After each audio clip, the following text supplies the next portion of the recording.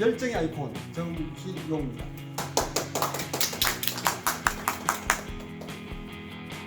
제가 발표할 내용은 세미산의 덕석바위의 전설입니다. 세미산은 금정산의 한 줄기이고 초읍에서 금정산으로 올라갈 때, 산행을 할 때 바로 우측에 위치하고 있습니다. 세미산은 유래가 쇠가 많이 흘러 내려온다고 해서 세미산이라고 이렇게 정했고, 그 다음에 덕석바위는 경상도 방언인데 그냥 멍석, 그러니까 팽팽하고 넓다는 그런 뜻이 포함되어 있습니다. 400년 전에 왜구들이 부산 백성들을 갖다 상당히 괴롭히고 있는 그런 시점에서 갑자기 마른 하늘에 구름이 꽉 끼어서 천지 개벽하면서 덕석바위 바로 밑에 배틀굴이 있습니다. 배틀굴에서 어린아이가 갑자기 소리가 들립니다. 응애응애하는 소리가 아니라 으앙 하면서 이렇게 태어난 어린아이의 소리였습니다. 그때 그 어린아이를 보호하는 사람이 아니라 흰 말이 올라가지고 백마가 그걸 지켜줍니다. 자, 거기서 3살까지 백마가 그 어린아이를 보호를 하면서 이제 성장을 시키고 3세 때부터 이 아이는 장수가 이렇게 활기를 칠라 그러면은 여기에 날개가 이렇게 막 이제 나기 시작합니다. 그리고 굉장히 걸음이 빨라가지고 날개를 이용해서 좌우 사방을 아주 기밀하게 움직일 수 있는 능력을 가지게 됩니다. 그리고 5세 때부터 무예를 익히기 시작합니다. 칼쏘기, 창쓰기, 그 다음에 칼쓰기, 심출귀몰하게 굉장한 무예를 익히게 되고 10세 때는 10살 때는 왜구들이 쳐들어오자 직접 백마를 타고 나서 무찌르기도 합니다. 그래서 부산 사람들이 뭐라고 했냐면 소년장수라고 맹칭을 하게 됩니다. 그리고 왜구에 쳐들어왔을 때 해격한 공을 이렇게 세우지만 왜구들을 물리치고 난 다음에 자신의 정체성에 대해서 의문을 품게 됩니다. 자기 부모가 누구며, 그리고 왜 내가 백마와 같이 살아야 되느냐, 그걸 의문을 풀지 못하자 스트레스를 굉장히 많이 받게 됩니다. 그리고 그 스트레스 풀기 위해서 산성 막걸리를 이렇게 가져와 가지고 즐겨 먹고 스트레스를 풀곤 했습니다. 그러던 20대 약간이 되자 그 정체성을 풀기 위해서 엄청난 스트레스를 받는 중에 그때 왜구들이 또 쳐들어오게 됩니다.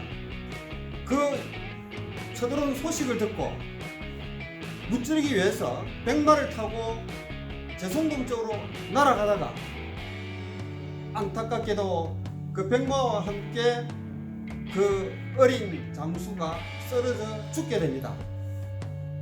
그 중간 지점에 가자. 그 중간 지점에, 그러니까 덕석바위에서 제송동 사이의 중간 지점에 쓰러졌는데 그 쓰러진 장소에서 느티나무가 있었고, 그리고 그 느티나무가 자라나서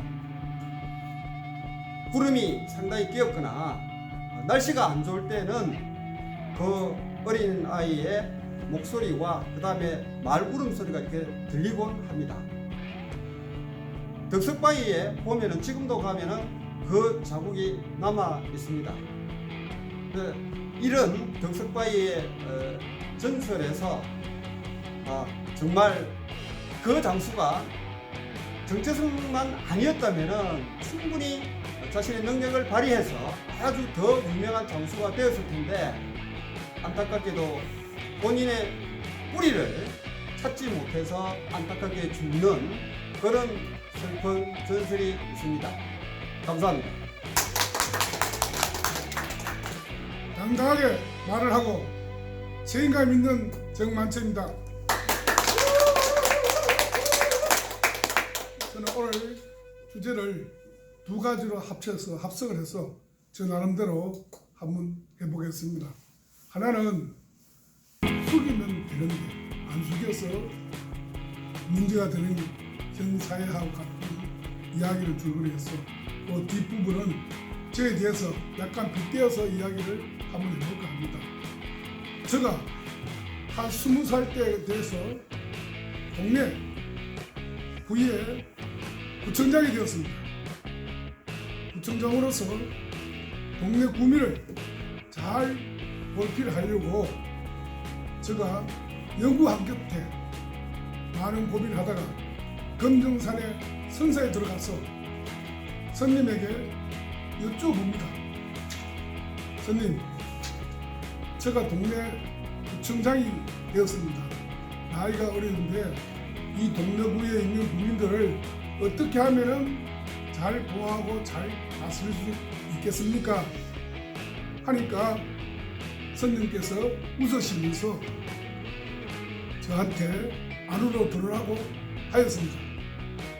그래서 따라 들어갔습니다. 갔는데 스님께서 앉으라 하면서 찻잔에 물을 따라 주는 것입니다. 그래서 손을 봤는데 그 물이 계속 넘치도록 붓는 겁니다. 그래서 내가 화가 났어요. 왜 스님이 찻잔에 물을 어느 정도만 전주만 있건데 이렇게 넘치도록 부어주는가 싶어서 스님 물이 넘칩니다 해도 계속 스님은 웃으시면서 찻잔에 물을 부어주는 거예요. 그래서 내가 화가 나가지고 팍 일어나가 차고 바깥으로 나가는데 스님 선사에 물이 작아서 나가다가 물을 확 이마로 박았습니다. 박고 아파서 이렇게 리금질하러 나가는데 뒤에서 스님께서 하시는 말씀이 숙이면 안 받칠 걸 왜 안 쓰고 나가느냐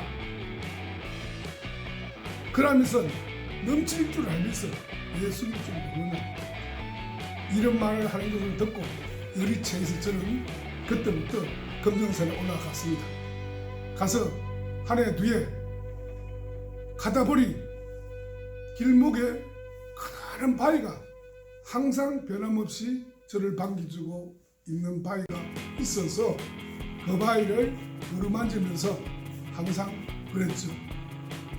나는 왜 이런 고개 숙일지도 모르는 눈법보다냐. 그러면서 바위하고 대화를 합니다. 너는 많은 사람들이 지나가고 할 때 어떤 말을 하고 지나가느냐. 이런 식으로 바위와 저와 이야기를 하면서 먼 세월 우리 지금으로 봐서 한 40년간 걸렸습니다. 그래서 그 바위한테 말을 하고부터 또 바위를 내가 사랑하고 내 자친 바위에게 이야기를 하고부터 모든 일이 잘 풀렸습니다.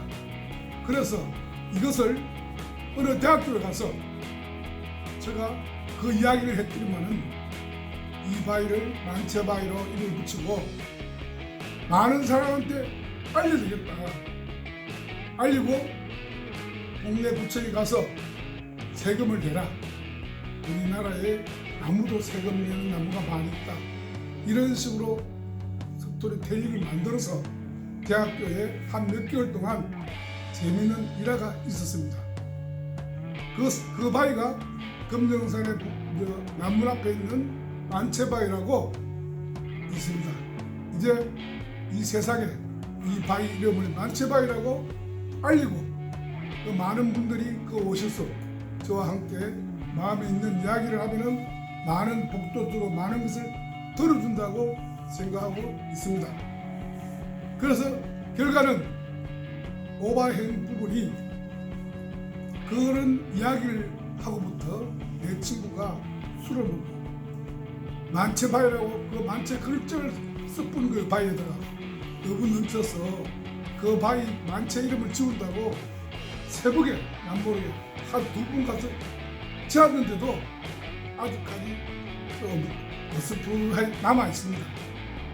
그래서 많은 분들에게 만처바이를 사용하면 복을 받는다 이런 생각이 들어서 오늘 이렇게 말씀을 드린 겁니다. 감사합니다. 매일매일 도전하는 남자 행복 도우미 김창렬입니다.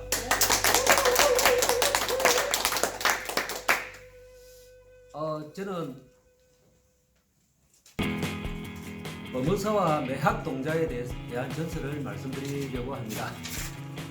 임진왜란때 매학이라는 중이 있었습니다. 그 중은 욕심이 많고 사나웠습니다. 어느 날 지금의 금정구 선동 지역을 가던 차에 어느 자그마한 집에서 산모가 애를 낳고 있었습니다. 그 애 울음소리가 굉장히 컸는데 매학이라는 중은 그 부분을 중요시 여겨가지고 그 집을 기우뚱하게 되었습니다. 그 옥동자가 태어나고 나서 조금 있다가 매학이라는 중은 그 산모에게 이 아이는 불가의 인연이 있으니 몇 년 후에 제가 데리고 가겠습니다. 그렇게 말씀했습니다. 산모도 그렇게 허락을 했습니다. 그리고 10년 후에 매학은 그 동자를, 그 어린 애를 데리고 절에 갔습니다.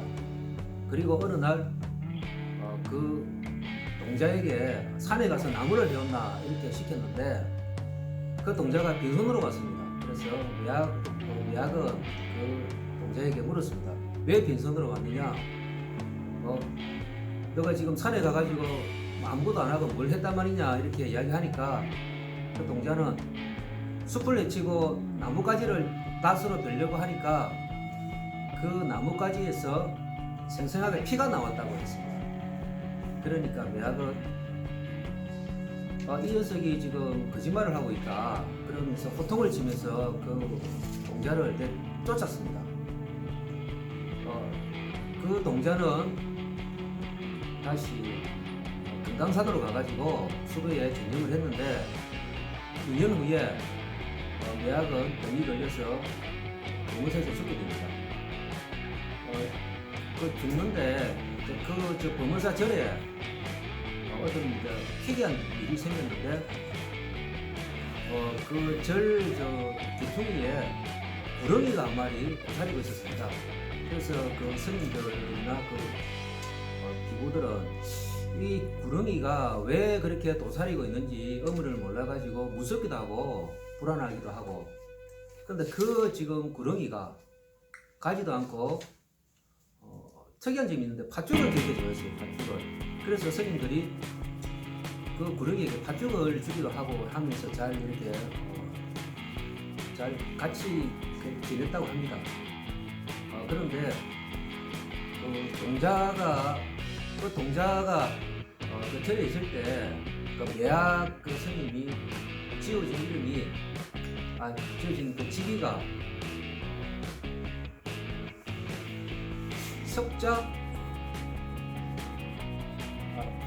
석자라는 그 직인데 그 석자라고 불렀습니다. 그래서 그 매학의 그 제자 석자가 금강산으로 가서 수행을 하고 있는데 그 매학이 죽어서 그 소식을 듣고 다시 범어사로 왔습니다. 그 와가지고 제일 먼저 그 구렁이를 찾아가가지고 연부를 하면서 구렁이에 큰 절을 하고 스승님 지금 이게 어떻게 된 일입니까? 저하고 같이 강가로 갑시다. 그렇게 이야기했습니다. 그리 하면서 그 석자가 밖으로 나가고 구렁이도 따라서 나갔는데 그 강에 이렇게 도착해가지고 그 구렁이가 바위에 머리를 부딪히면서 죽습니다. 죽고 나서 그 구렁이 몸속에 새가 한 마리 그 석자한테 안겼는데 그 석자는 그 새를 안고 다시 길을 갔습니다. 길을 갔는데 컴컴한 저녁이 돼가지고 어느 야심한 밤에 어떤 산속에 어떤 집이 있길래 그쪽에 있었는데 그 집에 젊은 남녀가 살고 있었는데 그 새를 그 젊은 남녀 중에서 이 새를 내가 줄 테니까 10개월 뒤에 분명히 옥동자를 낳게 된다. 그 옥동자를 불가에 유전이 있으므로 10년 뒤에 다시 내가 데리고 오겠다 그렇게 이야기했어요. 그래가 10년이 지나고 나서 그 석자는 그 집에 가가지고 그 옥동자를 데리고 가게 되는데 가게 되는데 그 집에 어느 집에 이제 들어갔습니다. 집에 이제 들어가가지고 그 이제 옥동자가 굉장히 고성이 되면서 불도라든가 그런 부분을 빨리 끼치고 훌륭한 사람이 됩니다. 그런데 갑자기 그 석자가 그 고성에게 무릎을 꿇고 스승님, 그 당시에 제가 모시던 매화 스님이 당신입니다. 그렇게 말씀을 합니다. 그래 하면서 다시 이제 그 매화 스님의 제자가 됐다는 그런 일화가 있습니다. 네, 감사합니다. 따뜻한 미소와 진정미의 진짜 성주입니다. 제가 오늘 준비한 이야기는 이소비아에 나오는 당나귀를 팔려가는 당나귀와 비슷한 얘기인데 제목은 당나귀를 팔려간 아버지와 아들이라는 이야기로 전달하겠습니다. 옛날에 마을에서 굉장히 순박하고 그리고 너무너무 착한 한 가정이 열심히 살아가고 있었습니다. 그러던 어느 날 집에 기르던 당나귀를 좀 팔아야 되겠다 싶어서 마을 사람들한테 이 당나귀를 어떻게 팔면 되는지 물어보았습니다. 그랬더니 마을 주민들이 오늘 마침 장날이니 당나귀를 데리고 가서 몰고 와서 팔면 된다라는 말을 전해줍니다. 근데 여기서 여러분들도 느끼겠지만 순박하고 착하지만 끊임없이 질문을 하고 누가 시키는 대로만 하는 한 가정의 가장이었습니다. 그래서 마을 사람들 말을 듣고 아내에게 말을 해서 당나귀 목욕도 시키고 빗질도 하고 아주 예쁘게 단장을 했습니다. 그랬더니 아내가 그럼 큰 아이를 데리고 같이 가라 이렇게 해서 당나귀를 보고 장구로 가서 근데 말동무도 하고 부자지간이 아주 오솔오솔하고 있었지만 더운 여름이라서 땀을 많이 흘리면서 몰고 가고 있는데 한참 가다 보니까 나물 캐는 아낙네들이 있었어요. 그분들이 볼 때는 뭔가가 이상한 거예요. 당나귀를 몰고 가는데 왜 저렇게 땀을 흘리고 갈까라는 생각을 하면서 떼길대면서 웃는 거죠. 그래서 왜 웃냐고 물었더니 방금 말한 거를 말을 하니 아버지는 아들을 당나귀에 태웠습니다. 그리고 아버지가 당나귀를 몰고 시장으로 열심히 향해 가고 있죠. 근데 한참 가다 보니까 또 이렇게 마루에 앉으셔가지고 장비를 뜨는 노인들이 계셨어요. 그 노인들이 볼 때는 아니 저 어린 자식이 아버지가 저렇게 열심히 당나귀를 몰려하고 하고 있네 라고 말을 하고 바로 화를 내니까 또 이 아버지는 그 말에 또 설득하게 됩니다. 그래서 아들을 내리고 본인이 타게 됩니다. 그리고 또 한참을 가다 보니까 장터까지 가는 도중에 이제 물을 기르는 아이를 등에 업고 물을 기르는 또 아낙네를 만나게 됩니다. 그 아낙네의 모성에서 봤을 때는 아버지가 참 아들한테 저 당나귀를 몰고 가라 하고 본인만 타고 있는 게 딱해서 아들 덥겠다라고 말을 하고 좀 안 좋아 보인다라는 말을 남기니까 아버지는 또 거기서 흔들려서 이제 아들과 같이 타게 됩니다. 그래서 당나귀야 아버지와 아들이 타고 가게 되는 거죠. 그러다가 또 얼마쯤 가니까 이번에는 방앗간에 나와서 열심히 일을 하고 있는 아저씨가 땀을 푹 흘리고 있는 당나귀를 보면서 이런 말을 합니다. 아무리 말 못하는 짐승이지만 참 너무하다. 이렇게 당나귀가 힘들어 보이는데 그러고 있나. 또 여기서도 방하고 흔들립니다. 그래서 이 두 사람은 이제 내려가지고 도저히 안 되겠다. 마을로 가서 사람들한테 의견을 그 주변에 있는 일하고 있는 가족한테 물었어요. 근데 사람들마다 의견은 다 다릅니다. 한 사람과 똑같이 대화하는 사람보다는 다 각자의 의견이 다르다는 걸 알게 되죠. 그래서 판단을 못하고 그늘에 쉬고 있는 나그네한테 본인도 앉아서 덥석 앉아서 얘기를 합니다. 그랬더니 그분은 다 얘기를 전달 듣더니 껄껄껄 웃습니다. 아주 호탕하게 웃습니다. 하하하 웃습니다. 그리고는 이 사람한테 이런 말을 합니다. 자, 당나귀를 막대기를 중간에 두고 메워서 아들과 아들이 차라리 들고 가서라. 이렇게까지 되게 힘들었으니까 라는 말을 합니다. 자, 왜 껄껄껄 웃으면서 그 말을 했을까요? 한번 생각을 해봅시다. 우리 다 아실 수도 있는 얘기지만. 그리고 그렇게 해서 한참을 가고 있는데 겨울가에 열심히 놀고 있는 아이들이 나옵니다. 그 아이들이 봤을 때는 당나귀를 양쪽에서 메고 가는 건 호박들이 하는 것도 아니고 상당히 이상해 보이는 겁니다. 그래서 당나귀를 팔러 가는 게 아니라 당나귀를 구워먹으러 가는 거 아니냐고 껄껄껄 굉장히 크게 웃고 긴장 발성이 납니다. 그러다 보니 물가에 물놀이 하고 있는 아이들이었겠죠. 그때 당나귀가 소리에 놀라서 비틀기 시작합니다. 몸을 허둥허둥하니까 어떤 결과가 나왔겠습니까? 결국 아들과 아버지는 발을 헛디디게 되고 겨울가에 당나귀는 퐁당 빠지게 됩니다. 그랬더니 물사려에서 흘러내려가 버리죠. 그래서 그걸 아무런 어떤 대책 없이 지켜보고 있는 아버지와 아들, 그리고 아버지의 생각 속에는 그냥 백지장처럼 하얗게 있는 상태였는데 결과는 당나귀는 시장까지 가지 못한 채 아주 비참하게 내려가서 결국은 픽사를 할 겁니다. 여기서 우리가 받는 교훈은 결국 우리가 스스로 판단할 수 있는 능력이 얼마만큼 중요한 건가. 어릴 때부터 우리가 전래동화를 통해서 아이들한테 가르쳐주는 그런 교훈적인 얘기겠죠. 그리고 결국 동네 사람들이 끊임없이 말을 해주고 누구 타인이 무언가를 말을 해줬지만 그 결과에 대한 책임은 누가 져야 된다? 내가 져야 된다는 거를 이 동화를 통해서 가르쳐주는 겁니다. 그래서 스스로 판단하고 합리적으로 생각하는 게 얼마만큼 중요한 결과를 가지고 있는 거며 그 판단이 얼마만큼 중요한 건가를 우리가 어릴 때부터 배우는 그런 한편의 얘기였습니다. 이상입니다. 날마다 희망을 주는 여자 서금일입니다.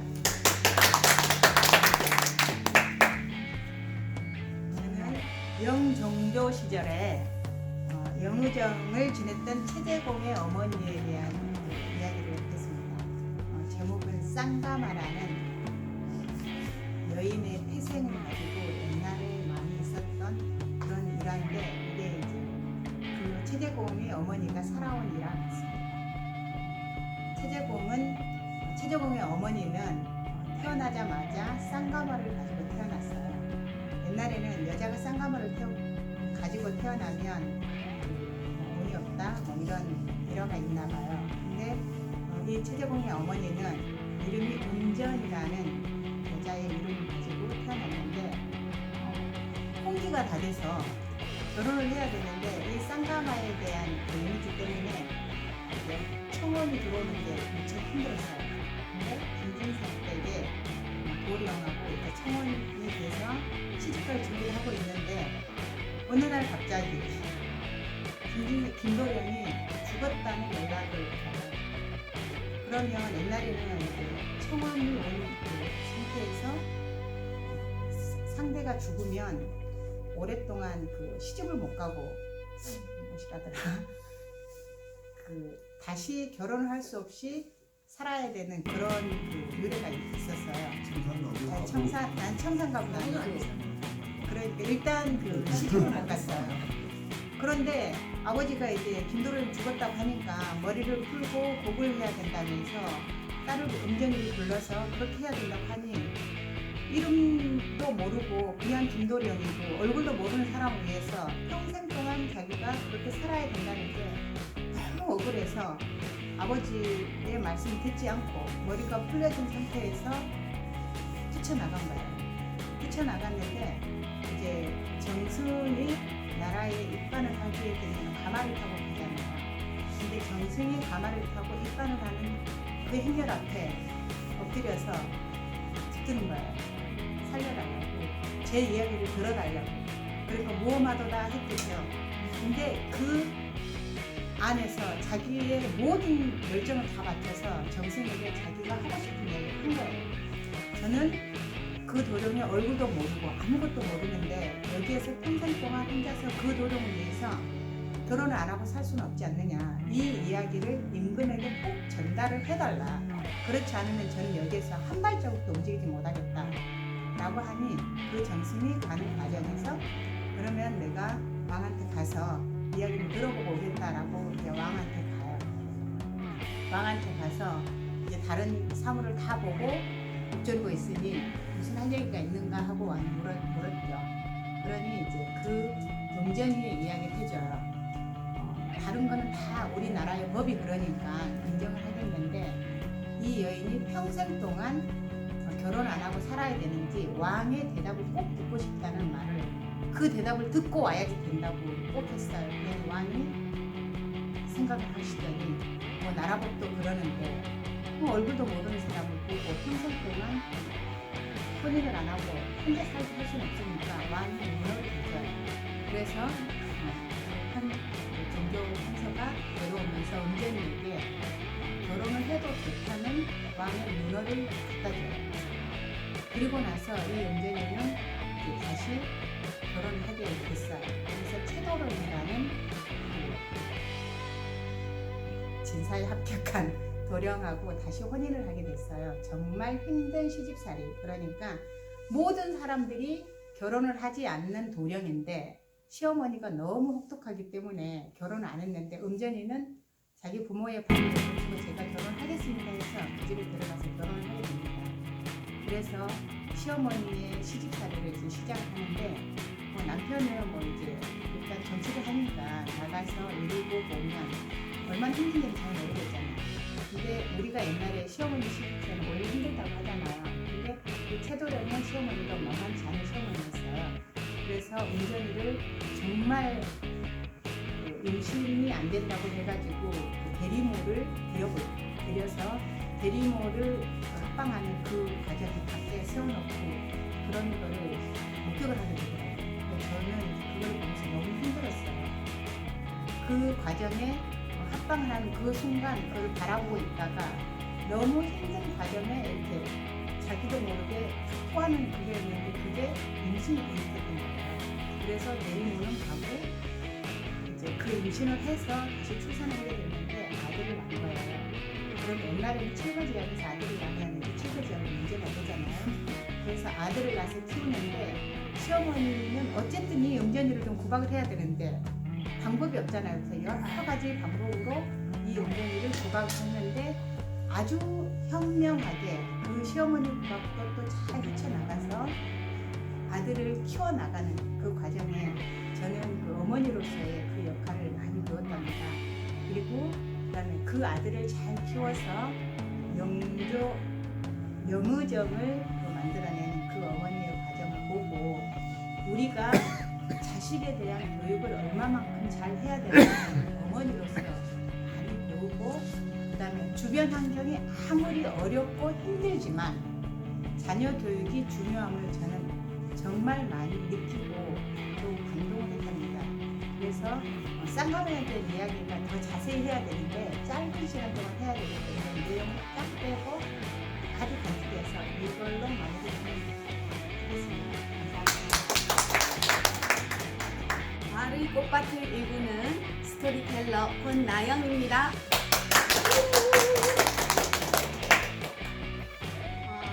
저는 오늘 꽃의 전설에 대해서 이야기를 하나 해드리겠습니다. 제가 이야기 드릴 꽃 이름은 백일홍입니다. 옛날에 어느 바닷가 마을에 평화롭게 사람들이 모여서 살고 있었어요. 그런데 그 마을에 큰 걱정거리가 생겼어요. 왜냐하면 사람들이 배만 타고 나갔다 하면 바다 한가운데 살고 있는 이무기가 큰 파도를 일으켜서 배를 전복시켜버려서 나간 사람들이 다 죽고 돌아오지를 못하는 거예요. 그래서 마을 사람들이 이제 아주 걱정거리에 쌓여서 회의를 했어요. 이 일을 어쩌면 좋은가? 설날도 다 돼가는데 우리가 이런 식으로 바깥에 못 나가면 제사는 또 어떻게 지내노? 그래서 사람들이 의논을 한 끝에 그 마을에 살고 있는 가장 나이가 많은 어르신한테 찾아가서 의논을 했어요.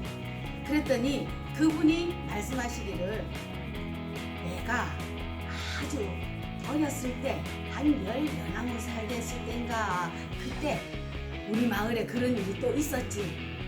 그런데 그때는 마을에 있는 젊은 처녀를 하나를 뽑아서 제물로 바치면 바다가 조용해질 걸세.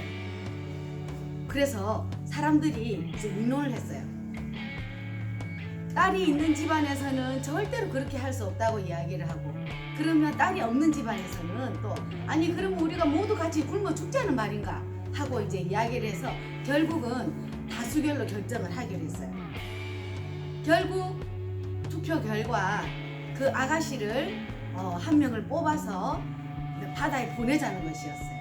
옛날에는 아가씨들, 애들, 여자애들 이름 지을 때 3월에 나면 3월이, 4월에 나면 4월이, 꽃님같이 이쁘다면 꽃분이 뭐 이렇게 짓잖아요. 근데 그 마을에서도 가장 예쁜 꽃분이가 그냥 그 바닷가에 나가기로 결정이 돼버린 거예요. 꽃분이네 집에서는 완전 그냥 뭐 초상집 분위기죠. 이 일을 어떡하나, 우리 꽃분이를 부상해서 어떻게 보내나 하고 있었어요. 그렇지만 마을에서 결정된 사항이라 어떻게 할 수가 없었어요. 드디어 배가 나가는 날 마을에서는 조촐하게 제사를 지내고 그 다음에 꽃분이를 배에 띄워서 데리고 나갑니다. 하염없이 무정하게도 배는 자꾸만 썰물 때니까 자꾸만 바닷가로 밀려갑니다.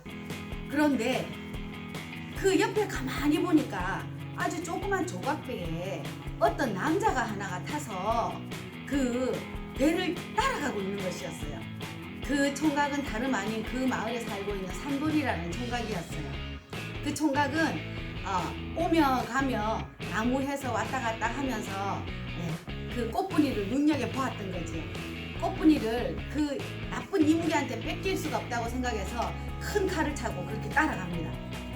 어느덧 한참을 가다 보니까 바다 한가운데서 이무기가 갑자기 소용돌이를 일으키면서 콱 하고 용솟음 치듯이 위에 막 이렇게 올라왔어요. 그래서 그 꽃분이를 보는 순간 밑으로 내려오면서 확 하고 잡아먹으려고 하는데 그때 그 삼돌이가 이무기의 급소를 찌릅니다. 그래서 그 이무기는 죽고 말았어요. 이제 집으로 삼돌이랑 꽃분이가 같이 돌아왔어요. 마을에서는 완전히 축제 분위기가 되었죠. 그런데 그렇게 아주 귀한 우리 딸을 구해준 이 총각이지만 바로 혼인시킬 수는 없었어요. 예전에는 먹고 사는 게 힘들어서 그래서 어떻게 이야기가 됐냐면 우리가 이제 가을에 추수를 해서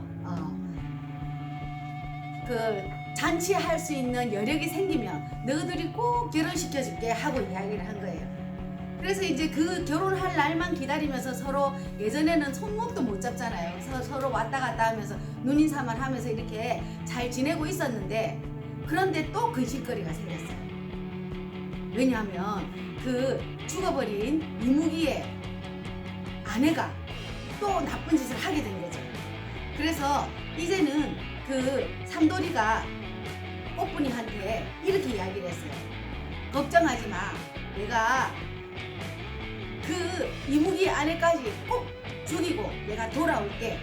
그러면서 내 배에 깃발을 하나 꽂고 갈 테니 만약에 그 깃발이 빨간색으로 물이 들어있으면 내가 그 이무기한테 잡아먹힌 줄 알고 흰 깃발로 그대로 돌아오면 내가 살아있는 줄 알아라 하면서 이제 배를 떠났어요.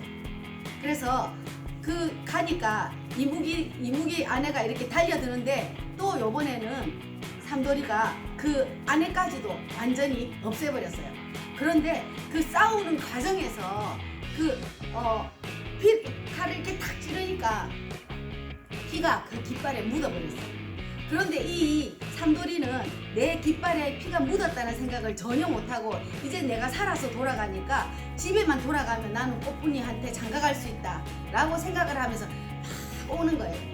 근데 이제 삼돌이가 나가고 나니까 꽃뿌리는 너무너무 걱정이 돼서 그 언덕에 나와서 기다립니다. 기다리고 있는데 저기에서 돛이 이렇게 찰랑찰랑 하면서 이제 점점 더 많이 보이기 시작했어요. 그런데 이게 웬일이에요? 흰색 깃발이 아니라 붉은 깃발이 보이는 거예요. 아, 어떡하나. 우리 남구님께서 돌아가셨네. 아, 어떡하나. 내가 살아서 뭘 하겠나. 그렇게 생각을 하고 그 낭떠러지에서 그냥 그대로 뛰어내려버립니다. 근데 이제 이 삼돌이는 승리의 기쁨에 도취가 돼가지고 막 돌아와서 땅에 도착해 보니까 낭떠러지 밑에 사람들이 여러 명 모여 있는 거예요. 이게 무슨 일인가 하고 이렇게 가서 보니까 세상에 거기에는 이미 싸늘하게 식어버린 꽃분이의 죽음이 묻어 있었습니다. 그러고 보니까는 자기가 이야기했던 부분이 생각이 나는 거예요. 아, 내가 너무 경솔했구나. 약속을 했는데 내가 그거를 생각을 못했구나 하면서 울었지만 어쩔 수가 없었어요. 그래서 이제 삼돌이가 그 꽃분이의 시신을 가지고 가서 양지 바른 곳에 묻었어요. 묻었더니 거짓말같이 3일 만에 그 봉분이에 예쁜 꽃이 하나가 피었는데 그 꽃이 어떻게 생겼냐면 요렇게 갓을 쓴 것처럼 이렇게 생긴 모양이 백일홍 모양이 그렇잖아요, 그죠? 그래서 갓을 쓴 것처럼 그렇게 예쁜 꽃이 하나가 피어 있었대요. 그래서 그 이름을 백일홍이라고 했답니다. 요즘은 남녀가 쉽게 만나기도 하고 쉽게 헤어지기도 하죠. 그런데 우리가 서로 이렇게 한번 맺은 약속을 끝까지 이렇게 좋아도 좋은 대로 또 지내고 또 중간에 가다가 좀 힘들어도 힘든 대로 또 그 경우를 극복하고 지내면서 이렇게 아름답고 지고지순한 사랑을 이어가면 참 좋을 것 같습니다. 이상입니다.